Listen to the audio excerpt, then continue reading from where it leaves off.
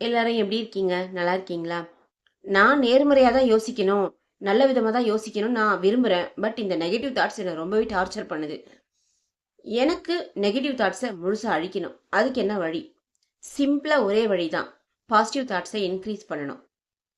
Negative தாட்ஸை அழிக்கிறதுக்கான ஒரே வழி பாசிட்டிவ் தாட்ஸை இன்க்ரீஸ் பண்ணணும். ஏன்னா பாசிட்டிவ் தாட்ஸை வெல்கம் பண்ணி நெகட்டிவ் தாட்ஸை முழுசா அழிக்கணும்.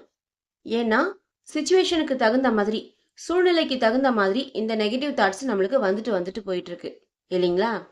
ஸோ அது எதுவுமே வர முடியாத அளவுக்கு பாசிட்டிவ் தாட்ஸை, நேர்மறையான எண்ணங்களை நிறைய வளர்த்துக்கணும். நிறைய நேர்மறையான விஷயங்களை, நிறைய நல்ல விஷயங்களை நம்ம நிறைச்சி வச்சுக்கணும். இடம் இருந்தாதான் அந்த நெகட்டிவ் தாட்ஸ் உள்ள வர ட்ரை பண்ணும் இல்லைங்களா?